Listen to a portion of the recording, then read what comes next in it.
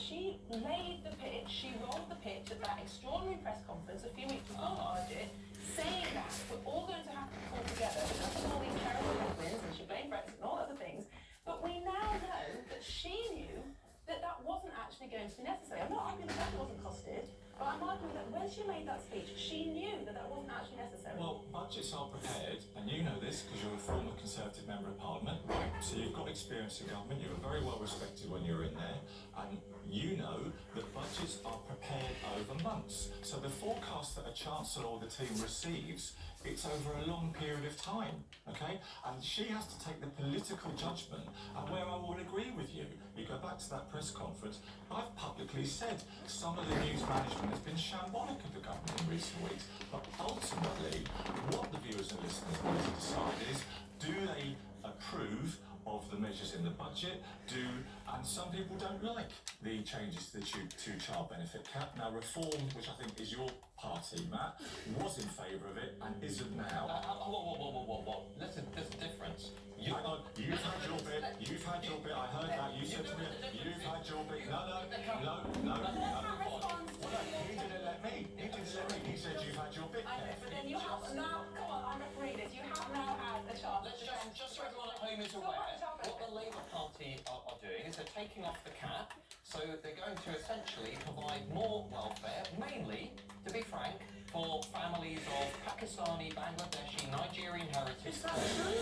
Mainly? Can I finish? I'm asking you to justify your stat. Can I finish? I'll ask you to justify your stat. If you look at the research that came out yesterday, it shows very clearly those are the families most likely to have three or more children, and they're often in Labour areas. What is Reform saying? Reform is saying, yes, they'll take the cap off, but for British parents who are working, there is a key difference. We have to have more babies in this society if we're going to ensure this country survives. Labour, you guys, you've turned our national welfare state into an international welfare state, which the people at home are having to subsidise and pay for. Why are they paying £10 billion a year on welfare benefits for people who aren't British? Okay, so a couple of things. Why?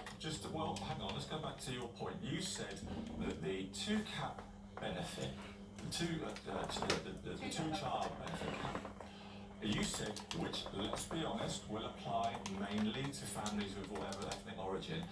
That's not correct. Yes, it is. No, it isn't. Well, we'll have to fact check Well, it. hang on a minute.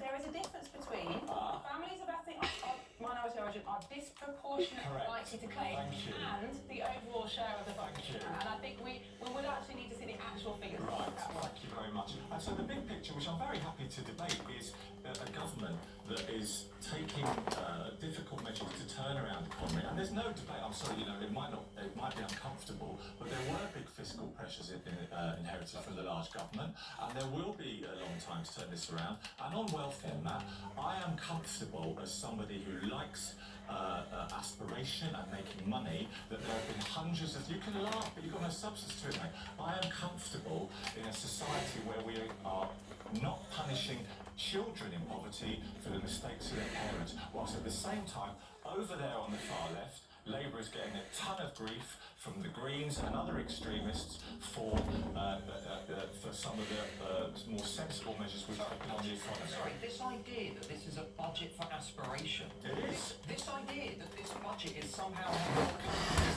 in London. I'm sorry, It's a fact. It's a fact. There's measures in the budget to encourage companies to list on stock exchanges in our country. Can I just say something, please? And just end this fantasy land that's being presented to us. You've just clobbered this country over two budgets with £70 billion of tax rises. You're forcing workers, small businesses in this country, to subsidise people who don't work. They live on welfare, they're not contributing to the economy, while also flooding this country with low-skilled, low-wage migrants from outside of Europe. Matt, the country, we haven't talked about the reduction in migration figures that's happening under this government's watch, because it doesn't suit the narrative. Your party, let's be clear, your party, you are destroying our chair there. You're destroying this country, you're destroying this economy. Specifics. So net migration is down, that is true, and there are certain types of migration that are significantly down. For example, the care worker visa that the last government reduced. But the gross migration figures are still very, very high, and what's what's shifted the net migration down is the number of people, particularly British people, who are leaving the country. So don't you think it's time that we actually talked about gross immigration rather than just sticking to the net migration figure? Well, yes, but what I predicted before on this channel is as soon as Labour starts to get a grip on things like use of asylum hotels and certain aspects of migration, the debate will then attempt to shift.